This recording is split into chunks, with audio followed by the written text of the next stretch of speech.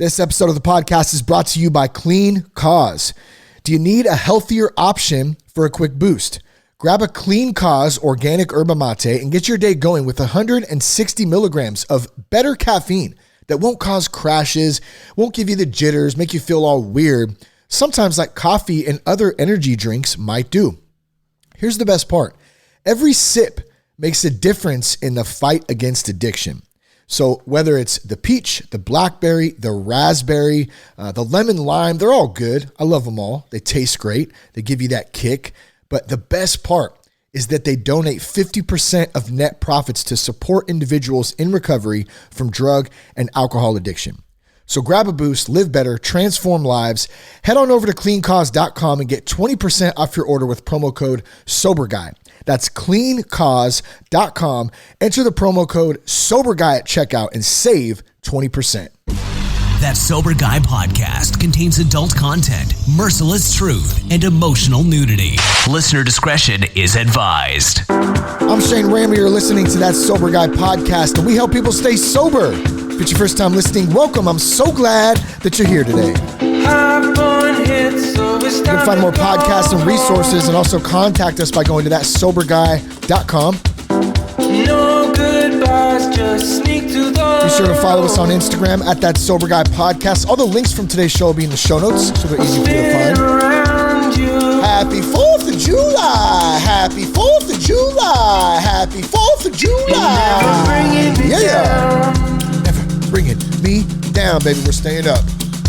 Naturally, sober-minded, baby. 10 tips to party sober on 4th of July. Shout out to Humans Music, by the way. You love this jam like I do.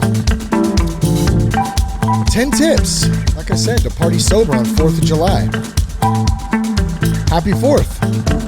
If you're listening to this on the 4th, or maybe just a day or two prior, as you prep for the 4th of July, it's a great holiday. One of my favorites. One of my favorite times, one of my favorite memories of 4th of July was down in Huntington Beach, the big ride out that they have. Just thousands of people and thousands of bikes cruising through the streets in downtown. Lots of fireworks, lots of celebrating.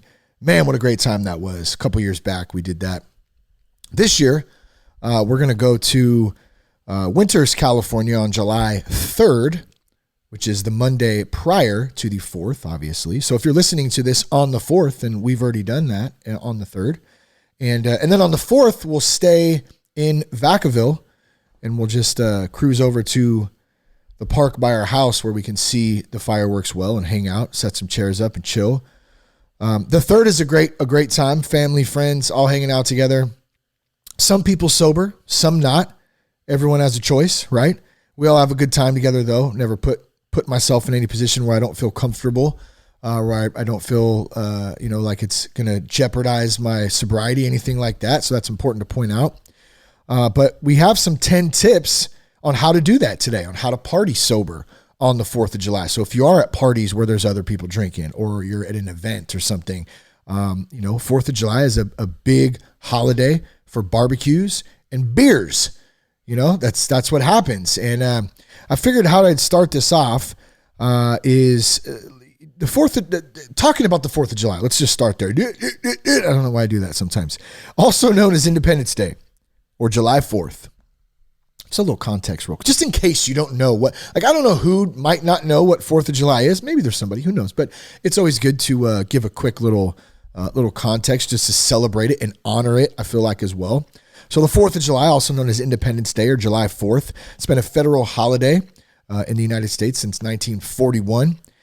But the tradition of Independence Day celebrations goes back to the 18th century and the American Revolution.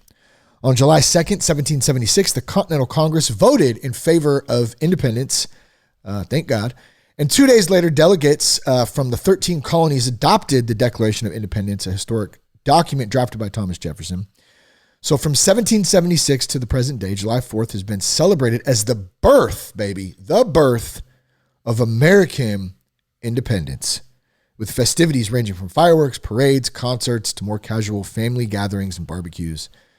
This year, obviously, 4th of July, 2023 is on a Tuesday. And it's going to be a beautiful day. It's going to be filled with fun for us, family, friends. We're going to eat some good food, and we're going to not partake in any alcoholic beverages ourselves. And that's why we're here today, to talk a little bit about how do we do that? What does that look like? What are some ways we can prep for that? I found a great article from a platform called Rhea Health. And they've actually, I don't know where I've partnered with Rhea Health at some point. It was in an article. Maybe they wrote an article about the podcast or included us in something the top podcast or sober podcast, something like that. But a good outfit and outfit. Who says outfit still? I think that's so old school. Oh, that's a hell of an outfit over there. I'm not talking about outfit like you wear. I'm talking about outfit like a business, a company, a platform. I don't know, whatever you want to call it. But I came across this article, 10 tips for a sober 4th of July. And so I thought what I would do is commentate on this. We'll go through the article. There's some tips in here that are very similar to previous ones I've shared on kind of how to stay sober in events, like through the holidays, through different 4th of July, Christmas, all those birthdays, weddings, all of it. They're very similar. And then I'll just give my little take on each and every one as we go through. And then we'll wrap up today. And hopefully you have an amazing 4th of July with your family, with your friends, and you stay sober and you're able to party and have a great time all at the same time while not having or nursing a hangover the next day and feeling guilty and like dog crap. Because that's not fun, right? Who wants to spend 2 days recovering? Ugh, I can't even imagine it. Can't even imagine. All right, so let's dive into this, and we'll make sure if you go to rheahealth.com, you can find this article. I'll make sure to put the link to it in the show notes so it's very easy to find for you, and we give these guys credit where credit is due. It says the nostalgia of 4th of July celebrations and gatherings seem to always have a few things in common. The smoky aroma of hot dogs and barbecue ribs, damn, that sounds good. American flags on display in neighborhoods. Families and individuals adorned in festive red, white, and blue. Parades, fireworks, the list goes on. And of course, lots of booze. Very common. Lots of beer, lots of booze, lots of drinking. It's definitely a party style holiday. And I spent many 4th of Julys before I kicked the alcohol doing the same thing. So very familiar with it. Just think back to those good old family reunions at the park, at the cookout. If you like most of us, chances are you had that one relative. Just take a minute, pause. Who's that one relative? Maybe you're that one relative. Maybe you don't want to be. Maybe you're not. Maybe you know who that person is. Think about them right now. But everyone's got that one relative who drank one too many beers, one too many margaritas, one too many shots, and landed themselves in a world of hurt. Might have been Cousin Jimmy, drunkenly belting out Bon Jovi lyrics atop a wooden park bench. Maybe it's Nana or Grandma dishing out illicit gossip over a couple of cocktails. Or Uncle Sam, who was anything but patriotic, howling after an errant firework blew off a chunk of his hand. I have yet to see that. I have seen a couple friends get burned or hurt on their hands, but I've never actually seen somebody get a chunk blown off of it. That sounds extremely painful, and I don't wish that upon anyone. So be careful if you're lighting fireworks off this year, especially if you're the drunk uncle or you know who the drunk uncle or aunt or person is or friend. Keep an eye out on that person because you don't want them blowing anyone's hands off, especially their own, especially someone else's. So while most of the family would like to forget about that one relative, not even the rocket's red glare could pry attention away from their shenanigans because they're always in it, right? That's that person. That's just who they are. So why do people drink too much on the 4th of July? Why do people drink? Let's see what it goes on to say here. Each Independence Day, millions of adults engage in similar booze-fueled festivities. But sadly, not everyone drinks to celebrate. Many factors could lead to overindulgence. For some, the thrill of visiting family can quickly dissolve into old conflicts and pounding headaches. Throw in heat and stressful crowds, many of us would be begging for something to take the edge off, like a drink. Staying sober on the 4th of July for many people can feel like a very big challenge, and I completely understand that. Very, very true to that. The stress, the anxiety, the crowds, family, potentially family, old wounds coming up, old relationships. Who knows? You're going to see somebody you haven't seen in a while, and so beyond the barbecues and the beers for fun, there can be a lot that goes into this. And I think this is very similar to any holiday. Think about Christmas, for instance. Same concept there. Just different holiday, obviously. What's more, Independence Day falls smack dab in the middle of summer vacation, which is every bit as exhausting for parents, that is true, as it is exciting for the children. A chance to let loose without spending an arm and a leg entertaining the kids could be just what some adults feel they need. People are generally, this is quoted here, people are generally under a tremendous amount of stress, said Claudia Christian, actress and C3 Foundation founder and RIA Health advisor, who actually have had Claudia on the podcast a long time ago. She's awesome. And so it's always good to hear from her. And I wasn't expecting that in here, but and she goes on to say 4th of July provides an excuse to kind of get out of their heads and not really think of the repercussions of it, like hangovers, DUIs, lost days at work. Which, and I still say this till today, like I get it. I think I said this the last podcast or two ago. I understand why people drink to escape. That's it. They want to escape. The stress of everyday life can be so overwhelming sometimes. And so it's easy to just have a few drinks and forget, but it's temporary, like I always say. And if, for somebody like me, I don't even want to attempt it ever again. So I'll just have a couple. I just don't feel like it works like that for me. And for many out there, it doesn't. So goes on to say, still, for all the relief alcohol offers, it's easy to overdo it and come face to face with scary consequences. According to the Insurance Institute for Highway Safety, the 4th of July claims an average of 118 American lives every year due to car crashes. It's crazy. Almost half of which are linked to alcohol. Very sad. The number of firework injuries also skyrockets on the holiday, along with alcohol-induced bike crashes, swimming accidents, and unsafe sex.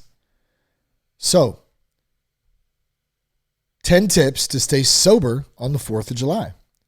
How can you avoid alcohol if your goal is to maintain sobriety during the 4th of July? During one of the ultimate summer holidays, we know how much commitment it can require to avoid alcohol. The following tips can be made it easier. So, let's go through some of these. And I'll kind of read them and I'll kind of give you some of my own thoughts on them. And, there may be things that I've done or do that I'll add on. And then, like I said, we'll wrap it up today and you'll have a great 4th of July with family and friends and you'll stay sober without booze ruining or running your life. And you'll see that it is possible to party sober and have a great time without alcohol and not be hungover the next day and feel amazing, which is exciting. And I'm telling you, there's so many people out there who wish they could do that. They only wish, and they could, but they wish because they're not ready or they're not committed or whatever the circumstances are. They're too in depth. They can't reach out. And eventually, hopefully those people, hopefully they do. But right now, if you're sitting here listening to this, like I promise you, your anxiety of thinking, how am I going to do that? There's 100,000 other people out there who are thinking the same thing. So you're not alone in this and you can do it. So 10 tips to stay sober on the 4th of July. Or I'll say, like I titled it, this is the title of the article I titled this podcast, just so it was a little different, 10 tips to party sober on the 4th of July. Number 1, bring a sober buddy for support. Bring somebody else who's sober. So I'll give you an example. Well, let me read this first, and then I'll give you an example of how I roll with this. If you're going to have a friend attend an event with you who knows your goal is to avoid alcohol and who can help give you encouragement, you may find it easier to stay accountable and committed. If you're unable to have a sober buddy attend your celebrations with you in person, having a friend who you've discussed your sober goals with before your event on speed dial, ready to call. Does speed dial still exist? Is that a thing? Speed dial? I just thought about that all with a cell phone. I don't know if, I guess it's like you would say okay, who cares? It's irrelevant. This extra layer of support can make all the difference as you navigate challenging situations on a big drinking holiday. So bring a sober friend. Have somebody ready to connect with if you can't bring somebody. For me, I know on our July 3rd celebration in Winters at my buddy's house, there's going to be a bunch of people there. I'm sure there'll be alcohol. I have my awesome brother-in-law who will be there, who is sober. I'm not sure if another buddy of mine, Sean, he may be there. He's sober. And those are the first two that come to mind. I know there's a couple more that I'm sure I'll see that are not drinking there. So I have some people in mind already. that I know that, and that's not to say like, I mean, I kind of kick it with everybody. But I also know when it's time to go. If the night was to drag on and people were getting highly intoxicated, I'm probably going to get out of there, because that's just not fun for me to really hang out. But for the time being, the fireworks, and we did this last year. It was great. We had a great time, and nobody got too crazy and stupid. It was really fun, actually. My kid, a lot of kids there hanging out, and Winters too is a very small town, and it's got that old nostalgic feel. In fact, Jess and I were just there having some dinner last night and walking around. I said, man, I feel like we're like in a throwback right now. I feel like we're in the 1950s. It was downtown and old school buildings and signs. Really cool. They do a great fireworks show. I've been going there since I was a kid. I can remember my dad, as a matter of fact, it's kind of funny. We would go to the high school, Winters High, and that's where they would set fireworks off. You'd go on the football field on the grass. And I can remember playing baseball there. I think I was playing for the Travel White Sox at the time, probably 14, 15. And I remember my dad and a buddy of mine, Nate's dad, they would drink peach schnapps the whole night, man, and peel back beers, just doing their thing. So this goes way back for me, even as a kid, and associating some of these events with alcohol. It's just what it is. And it's very normalized. A lot of people don't even think twice about it.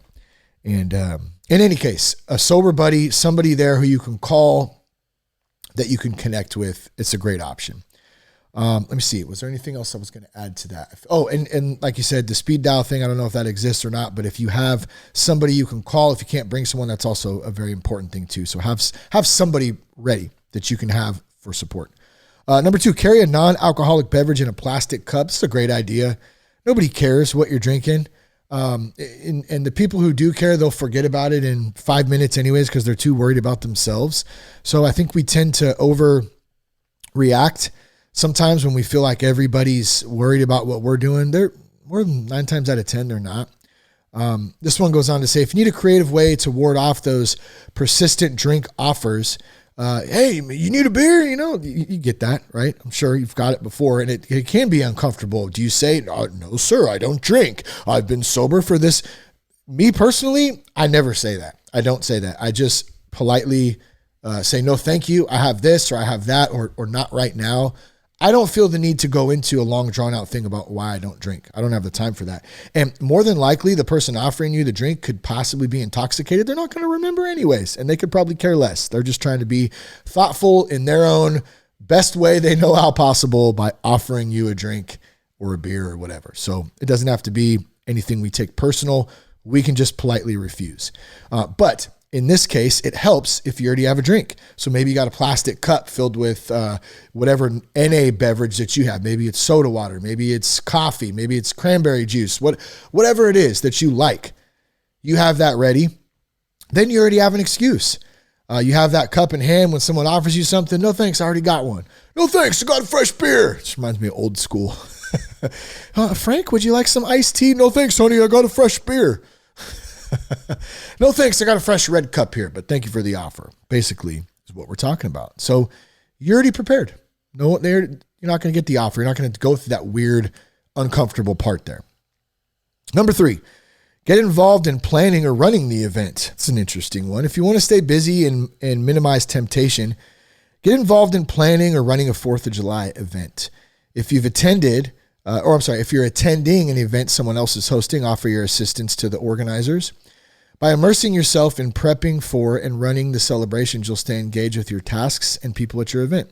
You'll be less likely to dwell on your thoughts of alcohol, and your involvement in the event will also help you have a sense of purpose for the holiday. I like that idea.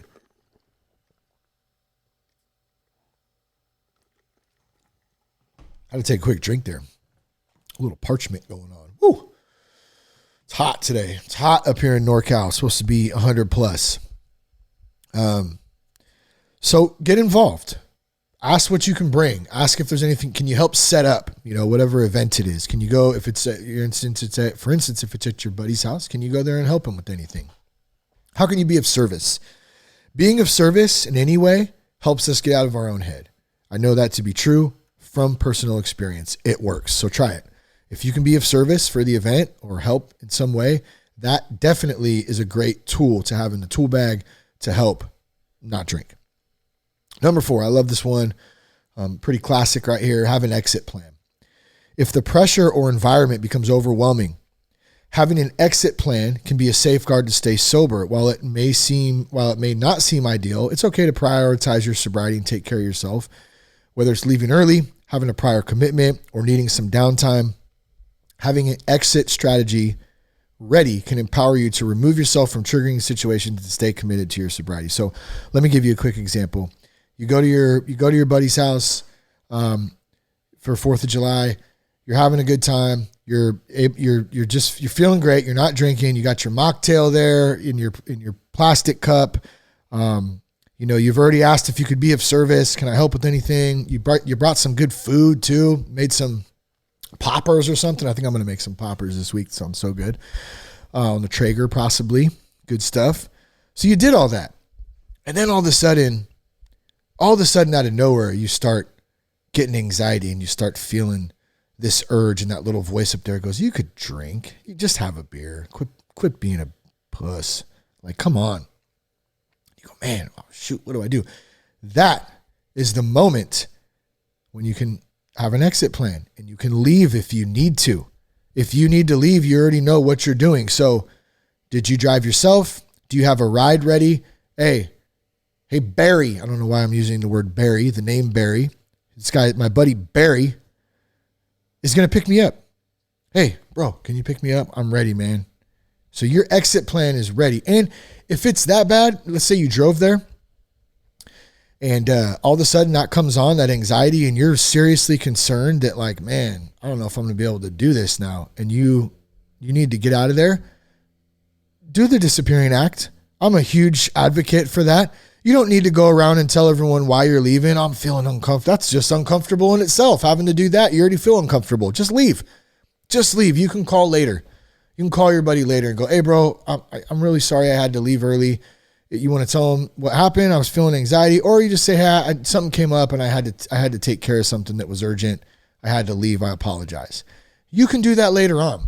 You don't need to make it weird. This is about you, holding true to the commitment that you have, that you're on, and honoring that and being okay with it. So that exit plan is huge. So think about that one. How are you going to do that? Is it a ride? Is it your own car? Is it a Uber or something? However that works for you, have it prepared. It's a great tool. Number 5, seek out sober-friendly events. If you're feeling worried about sticking to your sobriety, look for 4th of July events or gatherings that emphasize a sober-friendly atmosphere. Some communities and organizations have intentional alcohol-free celebrations, such as picnics, parades, firework displays. Choose one of these events, and they can potentially provide a safe and supportive environment where the focus isn't on alcohol. So that's a great idea. I'm sure you can look these things up and see if they're in your community. Where are the sober events at? I don't have any resources in front of me. And I probably should have taken note of that beforehand, but I didn't. I do know that big communities like Sober Grid, they may be one to check out and see about events. There's also so many like sober mocktail bars that do events, and they do these mocktail events, and I'm sure that they do bigger events for holidays as well. So I would just say, type it in your browser, sober-friendly 4th of July events, and see what comes up. See if you can find something in your area. Hey, here's a great idea too. I'll kind of add this in there. Talked about getting involved or planning or running the event. Start your own sober-friendly 4th of July event. It may be a little late right now as you're listening to this, as the 4th is like right upon us. But maybe not. Maybe you can do it in the day and invite a few friends over and have a sober, 4th of July hangout.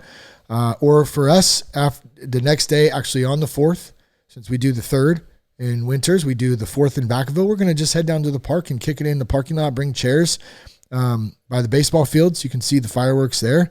And everyone I'm going to be with in that is just my family, and we're probably all going to be sober, not drinking. So it doesn't have to be anything crazy. Maybe it's just that. It's heading down to the local spot where you can see fireworks from your town, and you're going to throw your chairs up and bring some food and hang out with a couple buddies. Like, start your own thing, your own sober.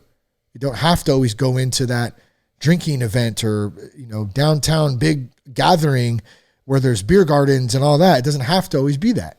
It's up to you. You can kind of think about that. Number 6, bring your own non-alcoholic drinks. It's likely you'll be craving a refreshing drink at a summer celebration. To help curb the craving for alcohol, bring plenty of your own favorite non-alcoholic options that you love. Pack a cooler with your favorite alcohol-free beverages such as sparkling water, iced tea, mocktails. By having a variety of enticing drinks readily available, you'll be less tempted to reach for an alcoholic option. I love that idea. I'll be doing that tomorrow. I'll be bringing my little Igloo personal cooler, and I'll have some different Pellegrino. I'll probably have some Clean Cause in there, probably some waters, and I'll be good to go. And then I'm ready. I can go right to it. I can even bring my own little solo cup if I want and pour it in there. So if I feel the need to feel like part of the drinking crew, then I will. And nobody cares. Nobody really cares. I'll tell you what, I don't care. It's I just want to hang out with my friends and family and have a good time and not feel like dog crap the next day. That's so amazing. And have fun. You can do that. So packing your own drinks is huge. I would highly recommend that. Go to the store the night before. Stock up. Make it fun. Grab a couple grab some, I like sometimes trying sodas, like different sodas out of the bottle. We have a Nugget grocery store here, and they have a huge selection of different types of imported sodas that are out of the bottle that are really good. Throw some of those in there. Try out some different things, especially being that it's an event. You can have fun with it, just like you normally would when you're going to buy a bunch of booze. It's a bunch of different booze. It's exciting. We'll buy a bunch of stuff that's NA stuff too. You can do the same concept. Put it in a red cup if you need to. Got options here. All right, number 7, focus on food and non-alcoholic treats. One trick that can be very helpful when it comes to staying sober is to try to shift your focus from enjoying beverages to enjoying the food. I love this one.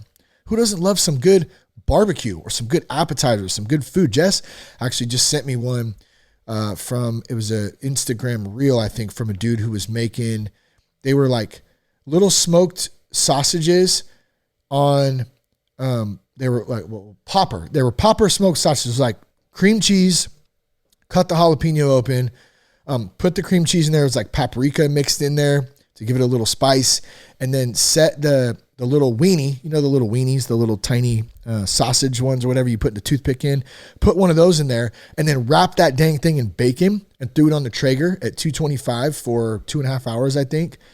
Bro, I can't wait to make those. So that's what I'm thinking. I think I might make those for the little event. Maybe you can make something that helps you focus on, something else other than alcohol. You bring some good grub, and you can pass them out to people too. Hey man, did you try these? I made them. They're so good. Here, have one. So you're part of it. It doesn't have to just be, hey, do you need a beer? Do you need a drink? There's other things you can do. Food is one of them. And I do feel like it takes it off of that. It takes some of that pressure off, and you feel like you contributed and you brought some good food and you can share it with others. So that's a great one. I love that one.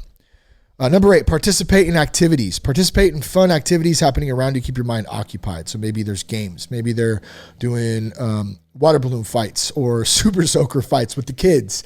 Maybe you're doing horseshoes. Maybe, what else? What else might you do at 4th of July? Horseshoes, just some classic catch. I know Cash and I are going to bring our gloves. I'll probably bring a little football too. We'll be playing some catch while we're just hanging, chilling out, talking, having a good time. Man, sounds awesome. Hanging with your peeps, man.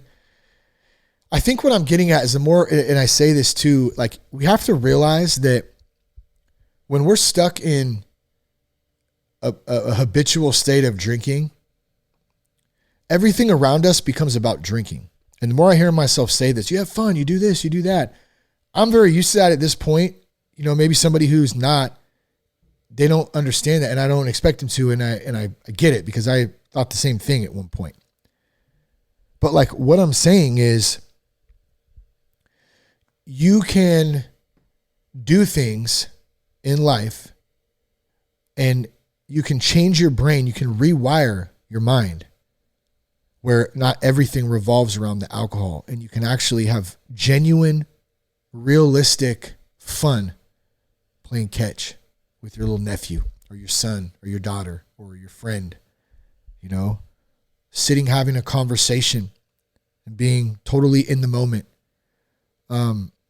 Just being together where the focus is not alcohol. It's such a beautiful thing. I'm telling you. And I know it can be a little uncomfortable, but when you start doing it and you start retraining and you go, no, I'm not doing that. I'm not putting that crap in my body. It's bad for me. It's bad for my health. It's bad for my kids. It's bad for for the generation behind me to see us doing this just habitually. Like, man, you start thinking those things, and I'm not judging anyone either. I just want to be very clear about that. I have done the same. So who would I be to judge? But I'm just saying my outlook on it is very different than it was 10 years ago. And I love to have fun without that crap. I don't need it.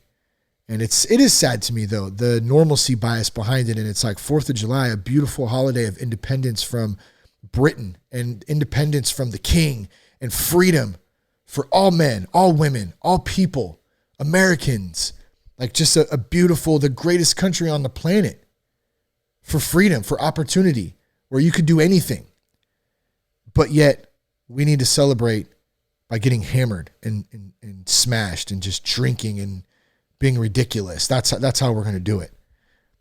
Like we don't have to do that. We don't have to. We have a choice. And that's what I'm saying here. So I hope some of these tips are helping. We got just a couple more and then we'll wrap up. So the activities one, that was number 8, playing in backyard games, competitions, any type of activity, that you can do to be a part, have some genuine fun. Like bring the kid out in you, bring the kid out. Maybe it's kickball. Maybe it's a softball game at the park with the family. Like that kid comes out. Maybe it's a bike ride. So much stuff you can do. I'm going to get a great workout in that morning. I can tell you that right now. 4th of July morning, if you're listening to this on 4th of July itself, my butt's either at the gym right now or I've already been there like kicking my own ass, getting a great workout in honor of the men, the women who died for our country, who gave us independence, all of that. Our veterans, our first responders, our folks who are out there still struggling, my friends who are currently in rehab trying to get, their life back on track. Man, I love them. And I'm going to go do a workout in honor of all of that. And then I'm going to go have fun with my family and friends. So activities is huge.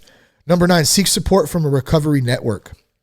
Remember that you're not alone in your journey towards sobriety. If you need to, consider asking a few people to be part of your recovery network. If you already have a recovery network, reach out for them for support before the 4th of July celebrations. Whether your recovery, whatever your recovery network looks like, a therapist, sponsor, a group, reach out to them and develop a plan before the holiday to maintain your sobriety. So once again, group, support, a sponsor, a mentor, is it your church group, your men's group, your women's group, whatever it is, a close friend who's sober too, or who really supports your sobriety, a counselor, man, like have that network ready. And that should be something that is a very, very big part of this day-to-day practice. All right, last one, number 10, practice self-care and mindfulness. And I'm going to add prayer in there as well. Man, I got to keep drinking water. It's so hot. Practice self-care, practice prayer, practice mindfulness. Along with the 4th of July comes a lot of energetic festivities. Prioritizing self-care and mindfulness can help you navigate sobriety. Take breaks when needed. Find quiet moments. Engage in activities that promote relaxation and well-being. A few ideas include practicing deep breathing exercises, a lot of breath work stuff going on right now. I know that's getting quite popular. Going for a walk, one of my favorite things to do, whether it's in the morning or the evening, or enjoying a moment of prayer or meditation, which we should be doing, in my opinion, every day. Some prayer, some meditation, sitting still, sitting quiet with the mind. Taking care of your mental and emotional health will help you navigate the day with resilience and serenity. Amen to that. It will. If you sit in the morning and you pray and you meditate and you talk to God and you allow yourself to submit and surrender in that moment to the day and understand that there's a lot of things we don't have control over other than our own attitude and our own outlook and our own perspective and our own way of being of service. Those are things we can control. And when we sit in that, I like to do it in the morning, so it sets my day. Man, it makes a huge difference. So the article closes out. Once again, thanks to Rhea Health for this great article. It was fun to commentate on and go through with you. I hope you heard a couple things. It goes on to say, celebrating the 4th of July can be so rewarding and empowering, can be such a rewarding and empowering experience when you do it sober. By implementing these tips and focusing on your well-being, you can enjoy the festivities while maintaining your commitment to healthy, alcohol-free lifestyle. So I love that. It's possible. You can have fun. I know some of these tips, they even maybe seem cliche, like maybe you've heard a few of them before. Oh yeah, I've heard that one. I get it. But that's the foundation. It's not hard. It's just a matter of practicing, like anything. Like going to the gym is not hard. Getting there actually is probably the hardest part for a lot of people. But going there and doing the workout is not hard one day, but being consistent with it over and over and continuing to practice it so you see gains, so you see progress, that's what's difficult for most people. We fall off, whatever commitment it is that we do. So, and not drinking is the same. So you have to have some of these basic foundational tools if you want to go to events, specifically on holidays like this one, 4th of July, and not cave to the pressure or cave to your own pressure or cave to your own anxiety. So hope something spoke to you today. Be sure to check us out at thatsoberguy.com. You can follow us on Instagram at thatsoberguy podcast. Sorry, at thatsoberguy podcast. Yes. Make sure you go to cleancause.com, get 20% off your order with promo code SOBERGUY if you're looking for some drinks. We appreciate you guys. Peace, love, and respect. Keep your blood clean and happy 4th of July.